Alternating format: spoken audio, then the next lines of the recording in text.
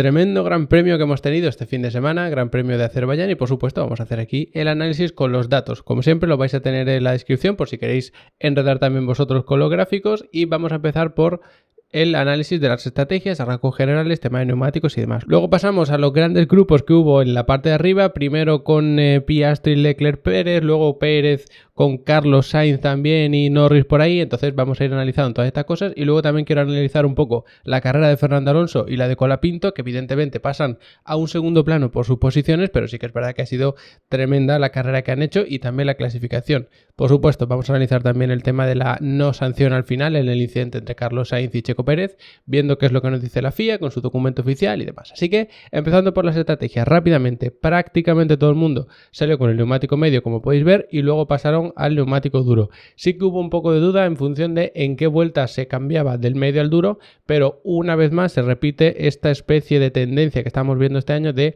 a principio de carrera, más o menos en la primera mitad, la degradación suele ser bastante alta, hay que conservar mucho, pero luego al final la degradación baja bastante. Entonces, aunque cambiase de neumático, como por ejemplo en el caso de Russell, muy pronto, luego sí que podías terminar la carrera con ese neumático duro. De hecho, voy a venirme aquí abajo del todo para que veáis simplemente los tiempos de Russell.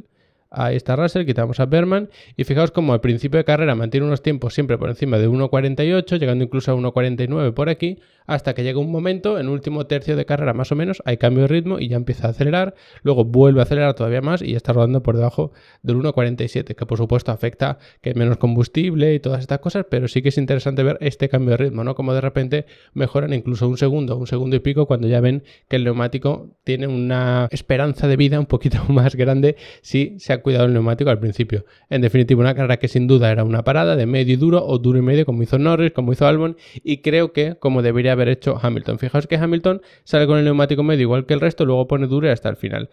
Analicemos el caso Norris, sale bastante de atrás, más o menos como Hamilton, sí que Hamilton va unas cuantas posiciones más atrás, pero más o menos, digamos, la situación es la misma. Norris sale con el duro, conserva mucho, se queda atascado detrás de Albon y en vez de sobrecalentar neumáticos, intentar adelantar como un loco, lo que hace es aprovechar esa situación dentro de lo posible, utiliza el DRS de Albon para mantenerse ahí y cuando Albon para es cuando él se queda arriba y luego ya para, pone el neumático medio y sigue. El problema que tuvo Hamilton, fijaos que sale con el neumático medio, gana unas cuantas posiciones, pero ya en torno a la vuelta 12-15 ya tendría que estar parando. Él decide parar en la vuelta 12 bastante pronto, viene hasta la posición 18ª y luego sí que intenta escalar un poco, pero claro, ya tienes que adelantar a todo el mundo en pista. Sin embargo, Norris no tuvo que adelantar a tanta gente en pista, sino que se fue aprovechando de las paradas de los pilotos que llevaba delante. Sí que hubo algunos adelantamientos en pista, por supuesto, de hecho ganó bastantes posiciones en las primeras vueltas, se colocó 11º, pero a partir de ahí fue aprovechando las paradas del resto de pilotos y eso le dio una ventaja estratégica bastante importante. Me sorprendió Mercedes equivocándose otra vez con la estrategia, porque cuando tienes un piloto fuera de posición, lo normal es poner el neumático duro y hacer precisamente lo que hizo Norris. No creo que McLaren fuese un genio por hacer esta estrategia, sino que Mercedes se equivocó al no hacerla con Hamilton precisamente. Y dicho esto, vamos con los grupos de arriba, que yo creo que ahí estuvo la cuestión bastante interesante. Vamos directamente con los dos pilotos de delante. Vamos a dejar en este caso a simplemente Piastri y Leclerc, que los tenemos aquí, tenemos a Piastri y activo aquí a Leclerc. Fijaos que es muy interesante los cambios de tendencia.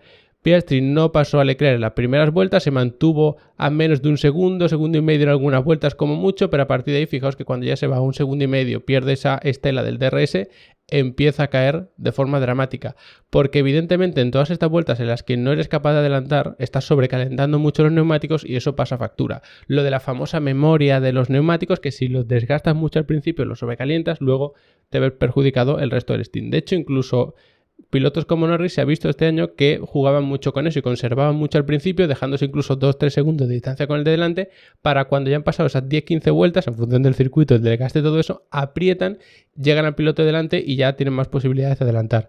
No hizo eso Piastri, se equivocó. Aquí yo temía por la carrera de Piastri precisamente porque daba la sensación de que no fue capaz de gestionarla, pero sí que dio un golpe encima de la mesa. Aquí tiraron el undercut, no funcionó porque Leclerc paró la vuelta siguiente, sale por delante y fijaos a las pocas vueltas como Piastri tira y es capaz de adelantar a Leclerc. Sí que daba la sensación, quizá no de que Leclerc fue demasiado flojo sin intentar defenderse en esa situación, porque él mismo ha dicho que sabía que si apuraba demasiado la frenada por la zona sucia, con los neumáticos en temperaturas demasiado bajas, iba a tener un bloqueo y iba a ser peor. Pensaba que además Piastri ya tenía mejor temperatura a los neumáticos porque había parado una vuelta antes concretamente. Entonces eso le da cierta ventaja, apura el frenado y adelanta. Yo creo que donde se equivoca Leclerc es en no gestionar del todo bien la batería. No sé si en estas últimas vueltas o esta última vuelta antes de parar o en la primera después de haber parado, pero sí que es verdad que ahí se ve claramente cómo Piastri le gana la partida y fijaos cómo pasa exactamente lo mismo pero muchas vueltas más tarde. Lo que le pasó a Piastri a partir de la vuelta 7-8, que empezó a caer porque sobrecalentó los neumáticos, le pasó a Leclerc, pero muchas vueltas más tarde, entre la 47 y la 48, que ahí empezó a caer. Él dijo que eran las ruedas traseras, le hemos visto patinar y hacer un derrape saliendo de las curvas en prácticamente todas las vueltas, y eso evidentemente va haciendo que se aumente mucho la temperatura, esas ruedas traseras se desgasten, y aquí al final resultó que Leclerc no fue capaz de gestionar bien su estrategia. Es verdad que era difícil porque tenía a Pérez pegado, entonces no puedes alejarte 2-3 segundos de ese piloto para relajar un poco las gomas, enfriarla, recargar baterías y luego atacar, porque tenía a Pérez justo detrás. Aquí no lo podemos ver porque al no terminar la carrera no tengo justo esos datos, pero sabemos lo que pasó, que estaba Pérez aquí pegado. Entonces eso condicionó mucho la carrera. Me gustó mucho la carrera de Piastri porque supo reponerse de esto, que a mí me parece un error de gestión, porque sí que daba esa sensación de que cuando Piastri intentaba atacar a Leclerc, Leclerc estaba jugando con él y sabía conservar mucho en el sector 1 y 2 y luego apurar al máximo la recta de meta, que es ese tercer sector. Sin embargo, después supo aprovechar esta especie de despiste o mala gestión de estas vueltas de Leclerc, le pasó en pista adelantándolo y luego gestionó estupendamente esta ventaja. Incluso si Leclerc no hubiese cometido este error, no me cabe duda que hubiese ganado, porque ya hemos visto que tanto el McLaren como el propio Piastri donde más problemas tienen es en aire sucio, y eso creo que se vio además justo en este destino, o sea que no iba a ser una excepción este circuito. Luego tuvimos una guerra por detrás bastante intensa entre Pérez, que al principio estaba peleándose con los de arriba, aunque no terminaba de ser del todo convincente o del todo agresivo para adelantar, Sainz, que estaba justo detrás, Norris, que estaba detrás, que sí que fue capaz de pasar a Verstappen en estas últimas vueltas después de él hacer su parada, y creo que ahí estuvo también una gran parte importante de la carrera. Vamos a quitar en este caso estos dos pilotos para que lo veamos más claro y vamos a poner simplemente a Norris y a Verstappen para que veáis lo diferente que fueron sus carreras. Norris, aun teniendo que adelantar tanto en pista, gestionar tanto ese neumático duro, fijaos como realmente apenas pierde la estela de Verstappen. Sí que esas dos líneas se van alejando, lo que significa que Verstappen va perdiendo tiempo con el primero, que en ese caso era Leclerc, porque su línea va hacia abajo, y con más pendiente todavía la de Norris, que va hacia abajo, pero si analizamos la distancia entre estas dos líneas, es la distancia realmente que había entre ellos dos en pista, y más o menos se mantiene. Las primeras 10 vueltas sí que aumenta, pero luego más o menos se mantiene, y ahí es cuando para Verstappen. Fijaos, Verstappen está aquí a unos 11 segundos de Norris y en cuestión de unas cuantas vueltas, bueno, desde unas 8 vueltas más o menos, se pone prácticamente pegado detrás, pero no es capaz de adelantar. Se vio como Norris tenía bastante más velocidad punta que Red Bull, de hecho Red Bull tenía muy baja la velocidad punta, y llega un punto en el que Verstappen se descuelga incluso, y ahí es cuando Norris se aprieta, es cuando para Albon, y evidentemente Norris puede empujar más. Fijaos cómo Norris va perdiendo tiempo respecto a los primeros, que eran Piastri y Leclerc, y justo cuando para Albon es capaz de mejorar el ritmo, iba más rápido que cabeza de carrera, aunque llevase tantísimas vueltas con ese neumático duro. Ahí paró y fue remontando, fijaos con qué velocidad, hasta Verstappen, le pasó en pista y Verstappen ya no tenía nada que hacer. Veis que luego se viene aquí abajo Verstappen porque para, pone el neumático blando, seguramente buscando esa vuelta rápida de carrera, lo que pasa que salió el virtual safety car y todo eso. Y en este grupo estaban precisamente también, aunque no podemos verlos porque tuvieron el accidente, Carlos y Pérez. Vamos a poner por aquí, a ver si lo encuentro por aquí, Pérez justo aquí, y a Carlos Sainz por aquí. Primer stint, Pérez bastante más rápido, tenía el ritmo de los de delante, Sainz estaba un poquito más atrás, y fijaos cómo el ritmo es tremendamente caótico.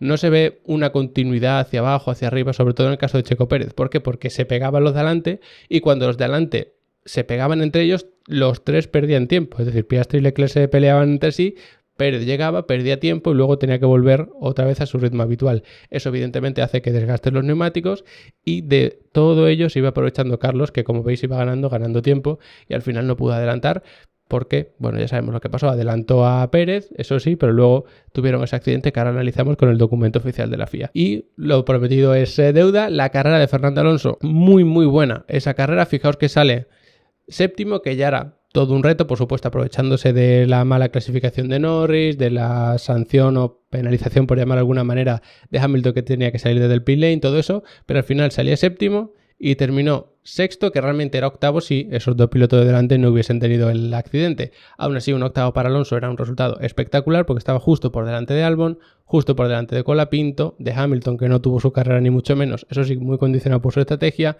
y luego ya de los Haas y demás. Muy buena carrera porque supo estar delante de Colapinto, que por cierto hizo una carrera bastante buena, ahora la analizamos también. Cae en su parada, pero rápidamente empiezan a pararlo de delante y vuelve a recuperar su posición. No hizo una estrategia muy loca ni nada excesivamente arriesgado el equipo Aston Martin, pero sí que creo que lo hicieron muy bien parando aquí, porque fijaos que cuando Alonso estaba por supuesto delante de Colapinto, primero para Colapinto, justo después para Alonso y se mantiene delante. Creo que gestionaron muy bien esa parada. Luego es verdad que parecía que le iban a ganar la partida los de Williams con Albon, que se quedó fuera con el neumático duro, pero no fue así. Alonso mantuvo un ritmo muy constante, manteniendo una distancia de seguridad con Colapinto y consiguió ganarle esa posición. De verdad, tanto la clasificación como la carrera, entiendo que al no ser un podio, no estar peleando por la victoria, parece que puede quedar un poco diluida, pero fue una carrera espectacular, como también lo fue la de Colapinto, por cierto. Termina por detrás de Albon, parece que es una especie de fracaso, por así decirlo, porque sí que clasificó por delante, por supuesto condicionado porque Albon no pudo hacer en la segunda vuelta en Q3. Aún así, ser capaz de mantenerse por delante de Albon todas estas vueltas, parar y luego salir y mantenerse por delante, algunos adelantamientos en pista, los Alpine en este caso creo que fue a Gasly, ahí está. Una carrera muy buena. De hecho, Colapinto ha dicho por radio que tuvo como ciertos problemas con los neumáticos, problemas de novato, incluso él ha reconocido porque no sabía hasta qué punto apretar los neumáticos, perdía agarre, luego recuperaba, pero de verdad, primer stint con el neumático medio, cada vez más rápido, muy continuo, esto es lo mejor que se puede hacer con un neumático. Williams está inteligente, en mi opinión, parando ahí a Colapinto, intentando tirar el undercut a Alonso, pero además quitándole posibles problemas de degradación a Colapinto. Entonces lo paran en esta vuelta, pone el neumático duro y Colapinto dice que no tenía muy claro qué ritmo tenía que marcar, cómo tenía que apretar y demás, pero fijaos en el ritmo de Colapinto. Siempre en torno al 1.49, bajando el ritmo aquí, luego se mantiene en torno al 1.49, 48 alto. Luego sí que tiene unas vueltas especialmente malas, lógicamente pues por el tráfico, por las peleas en pista y demás, y luego a partir de ahí empieza a apretar. Seguramente aquí fue cuando su equipo, igual que todos los equipos, le dijeron: es momento de apretar, ya no se desgastan los neumáticos, ya hemos conservado lo que había que conservar y aquí se tira. Y fijaos realmente cómo va bajando los tiempos, apurando cada vez más vuelta a vuelta y luego se mantienen unos tiempos bastante buenos por debajo del 1.48.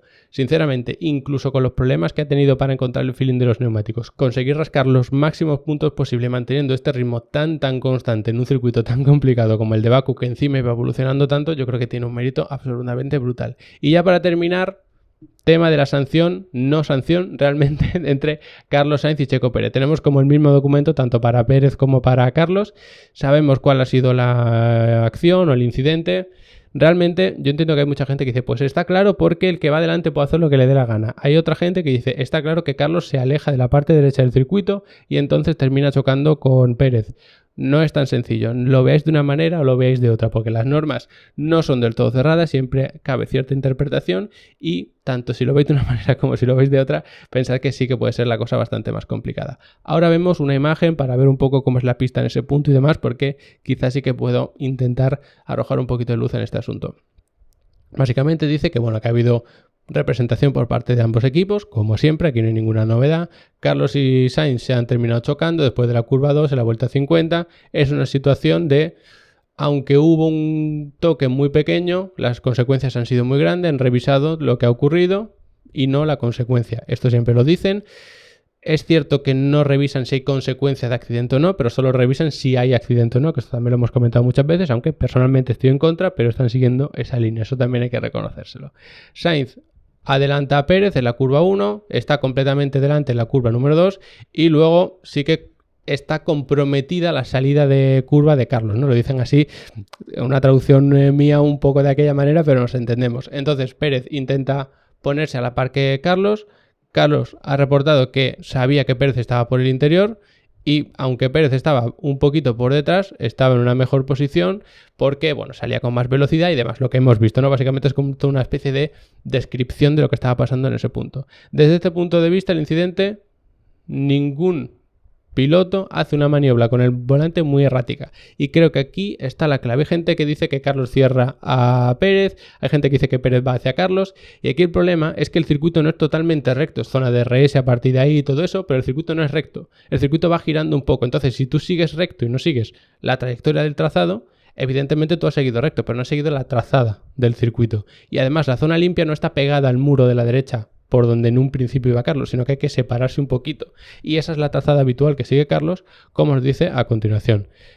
Carlos estaba muy cerca, bueno, dice que siguen exactamente o muy cerca la trazada habitual y por lo tanto no ha hecho ninguna maniobra. Es decir, no es que Carlos haga un giro de volante para separarse del muro e ir cerrando a Pérez, no, él sigue su trazada habitual, que es evidentemente dejar que el coche se vaya alejando de forma natural del muro. Pérez sigue su trazada recta y ahí es cuando tienen el choque. Ni Pérez gira hacia la derecha contra Carlos, ni Carlos gira hacia la izquierda contra Pérez, sino que los dos llevaban una línea recta, pero con una dirección distinta. Carlos era una especie de diagonal hacia la izquierda y Pérez recto hacia adelante. Insisto, recto según la trazada del circuito, no según si estaba girando el volante o no, que insisto, ninguno de los dos lo estaba girando contra el otro. Y ahí es donde está un poco el asunto. En el punto del contacto y demás había como un coche de distancia hasta el muro y Pérez se mueve dejando como una línea paralela respecto al muro y demás. Es decir, Pérez va paralelo al muro mientras que Carlos se va alejando del muro. Y eso no significa que Carlos fuese contra Pérez, sino que estaba siguiendo la trazada habitual, que es ir alejándose del muro. Y además dicen que Carlos estaba por delante y tiene el derecho a seguir su línea habitual de carrera. Que esto es verdad que hay gente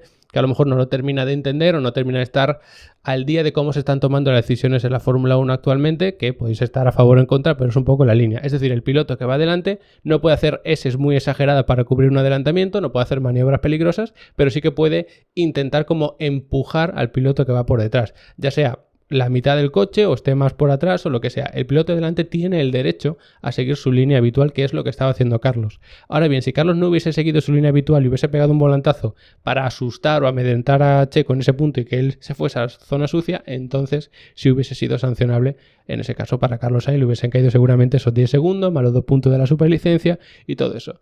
Y al final te pone, bueno, en conclusión, los Stewart han dicho que es un incidente de carrera, o sea, los comisarios, y se puede apelar la decisión y todo esto. Os pongo esta imagen para intentar explicarlo un poco mejor, aunque no sea exactamente esta zona. Este muro no es recto totalmente. Esta zona del circuito no es totalmente recta entre las curvas 2 y 3, sino que si incluso os fijáis, aquí se ve cierto quiebro hacia la izquierda. Entonces, si tú sigues recto, realmente te terminarías chocando con este muro. Eso no se hace, sino que lo que vas haciendo es ganar centro de pista, o más o menos un tercio de la pista, para estar mejor posicionado y luego ir en línea recta abriéndote hacia la curva número 3. Es decir, desde la 2 hasta la mitad vas ganando centro de pista más o menos y desde la mitad hasta la 3 te vuelves a pegar hacia la derecha por la propia morfología del circuito. Entonces Carlos iba alejándose de este muro en línea recta y Pérez iba recto totalmente. Evidentemente, si una línea viene por aquí y la otra es recta también hacia aquí, pues va a haber un contacto, que es lo que pasó. No es que un piloto fuese contra el otro, sino que cada uno estaba siguiendo su línea recta. Y ahí es donde está la cuestión. ¿Qué llamamos recto? No girar el volante, porque evidentemente si tú estás aquí y enderezas el volante, vas recto hacia afuera. Entonces, lo digo porque sé que hay mucha gente que dice, bueno, si iba en línea recta. Sí, pero tú tienes que ir en línea recta jugando con la trazada habitual. Y si tú vas por detrás, no puedes seguir una trazada que te choque contra otro piloto. Evidentemente, Carlos también tenía espacio hacia la derecha, podría haber evitado el accidente, igual que lo podría haber evitado Pérez. Entonces, por eso se da como incidente de carrera. Y sinceramente yo estoy muy de acuerdo. Además, he puesto ahí una historia en Instagram con una encuesta de a quién le echáis la culpa. He visto que mucha gente comparte la culpa de ambos pilotos y eso además me halaga bastante. Incluso hay algunos extremos, pero también está bien, ¿no?, tener diferentes opiniones. Así que espero que esto os haya ayudado a entender el fin de semana entero, que ha tenido muchísimo. Y por supuesto, no olvidéis pasaros por Level Up Academy, los que queréis aprender mucho más de automovilismo, de Fórmula 1, aerodinámica, pilotaje, reglajes, lo que os dé la gana, que tenéis contenido de sobra para aprender conmigo, además bien ordenadito, en cursos, cada curso son 10 clases y se os incluye todo en esa membresía. Si tenéis cualquier duda me preguntáis, que estaré encantado de responderos. Como siempre, muchas gracias por haberos quedado hasta el final del vídeo y nos vemos muy prontito analizando el circuito de Singapur.